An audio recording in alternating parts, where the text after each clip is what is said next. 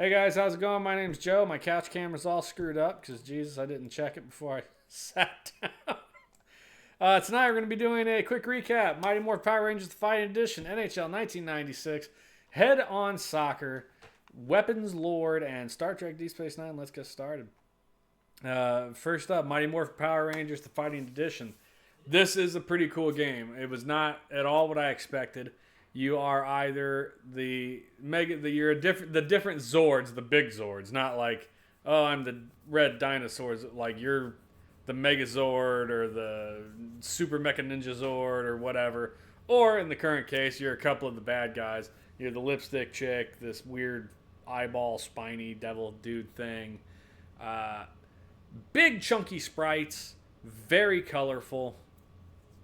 And so you got this bar down at the bottom that moves constantly to indicate like how much power you're putting behind your hits, which is kind of an interesting thing to try to time stuff. You do get some special moves. Everything moves very fluidly. It felt very nice. Most importantly, it was fun. And that is a big deal on a fighting game. And Joey had originally wanted to be on the review episode because he's like, I want to apologize. He convinced me to thumbs up Killer Instinct. He's like, Killer Instinct's not that bad.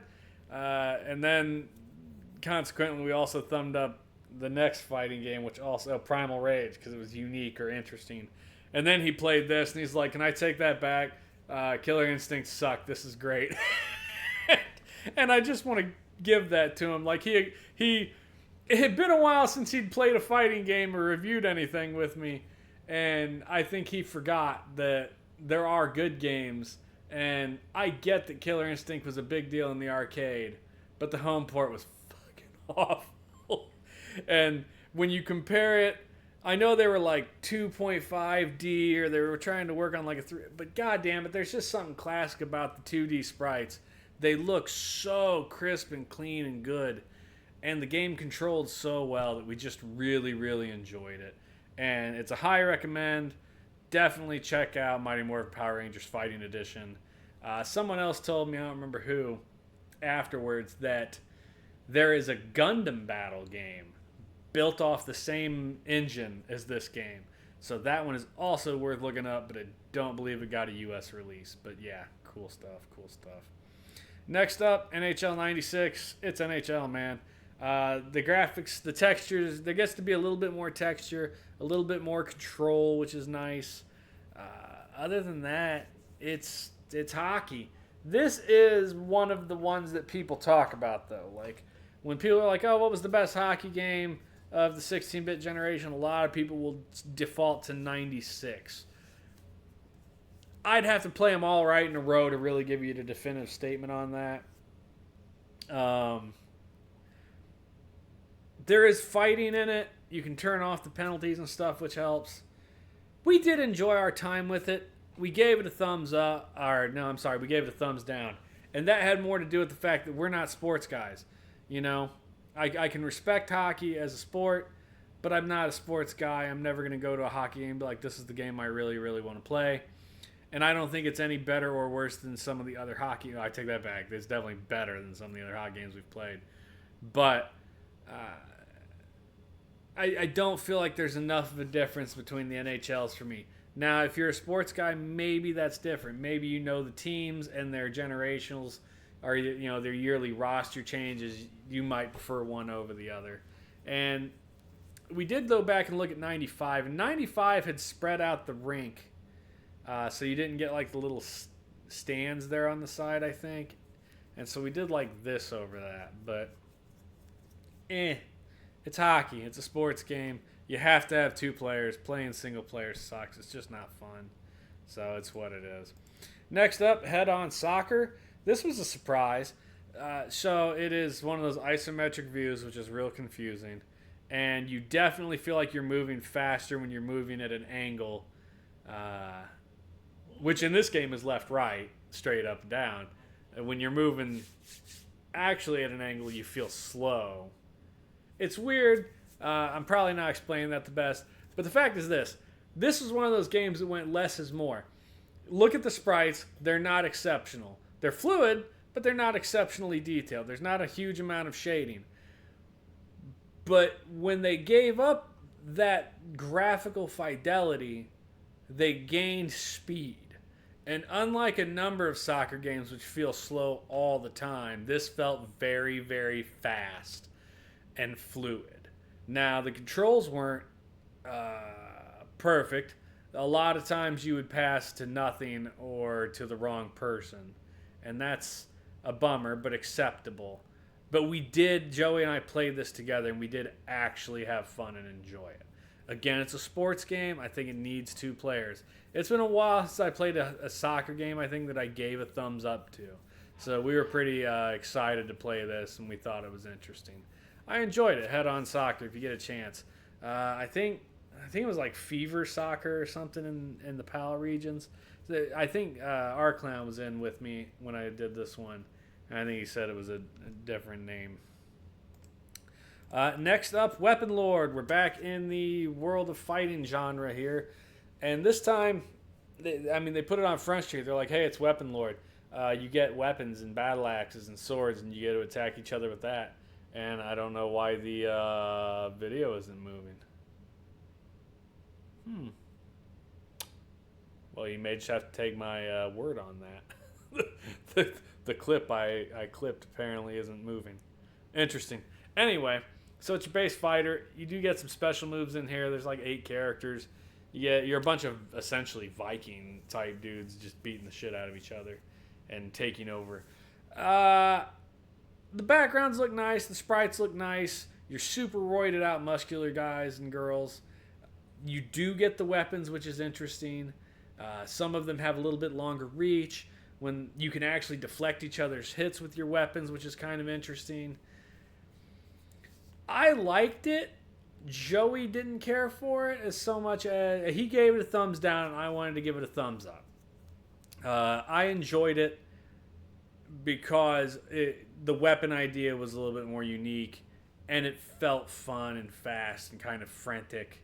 Oh, there it was. The game was just paused, apparently. Apparently, the clip I loaded up was just paused for the first fucking 40 seconds because I'm stupid. Yeah, was it the most fluid fighting game? No. And you could tell there's some serious, I don't want to say frames of animation, but they definitely skimped on the fluidity of the end. Like, there's not a bunch of different frames, I guess, movements. You know, the movements, the animations felt a little stiff because of that. But I did enjoy it for what it was, and I thought it was an okay game. If you're a big fan of fighting games on the Super Nintendo, you could do a lot worse than this. Again, I think that this looks way better than Killer Instinct and Primal Rage did. I understand that those looked amazing in the arcades, but the home ports weren't great. These ones that were very well done, 2D artwork, pixel art sprites, look awesome. Those not so much. So this gets a thumbs up from me, but a thumbs down from Joey. And finally, we get Star Trek Deep Space Nine, Crossroads of Time. I've played other Star Trek games for this system, and they weren't great. The only one I might have been willing to put in time is Starfleet Academy, or Starship Simulator. And that one is like a bridge commander simulation. So this one is more like a action platformer. You're running around Deep Space Nine space station trying to talk to all the different main characters and solve issues. The first thing you do is you have to go talk to Doctor, and he tells you to go talk to Dax, and Dax tells you and gives you a scanner, a tricorder to go look in the storage area for someone planting bombs. So then you have to use your scanner to find the bombs and take the bombs and get rid of those. I really enjoyed the effort here. So they definitely were like, hey, here's all the characters you know. Here's the station you like. Here is a mission-based system of goals that you're doing. They give you the different technology like phasers and tricorders. It was very interesting. My issue came to when I go to find the bombs. They're like, hey, you have to go find these 5 bombs. I'm like, cool. And you find those 5 bombs. They're like, hey, you have to go find 5 more. And then you have to go to the next area and find 5 more. And they're like, hey, go find 5 more. And hey, go find more. Find 5 more. And you're just like, Jesus Christ. Like, I don't want to find 5 more. You should have had me you should have just at the beginning, and you're on a timer, by the way. You should have just had me at the beginning, be like, hey, go find like 10 bombs, and then move on to the next. I don't need to find 5, and then find 5, and then find 5. It's, you finish the section and you get hope. You're like, oh, we're gonna move on, and it's like, no, you're not. You're gonna do the same goddamn thing again. It kind of sucked. I did level skip up to the next section where I'm on Bajor going through mines. My guess is still looking for the Bajoran resistance who was planting bombs. But at this point, I followed them down into the planet, into their base. There is some interesting platforming mechanics. It's almost a little like Prince of Persia. You kind of climb up and down ledges. There's some pipes that you kind of like hand over. In the mines, there were definitely some gotcha damage points. Shit would fall from the ceiling. Steam would come out of pipes. Things that you wouldn't really know were coming until they were there, and that's annoying. And in the end, I can respect what they did. I think this is definitely better than the Star Trek Away Mission game that I played. That was TNG. I think Bridge Simulator was better, but I think this is in the middle, and I'm going to thumbs down it. If you're a Star Trek fan, it's probably worth picking up to give it a shot. But if you're not a Star Trek fan, you're not going to care for the game. And in the end, it just going over and over again, I just didn't care for it. Plus, once you're in there doing like the bombs things, or once you're down in the mine, it's the same level. It runs into that same issue as many other games. Everything looks the exact same. So it's just the same background repeated a million times as you run left, right. And then there's some movement horizontally and vertically together. And it's just not that impressive. So, yeah, that's a thumbs down. A little disappointing there. I had more hope than that. Here I'm into the first area where I'm looking for the mines. And there's like a little elevator puzzle you got to figure out.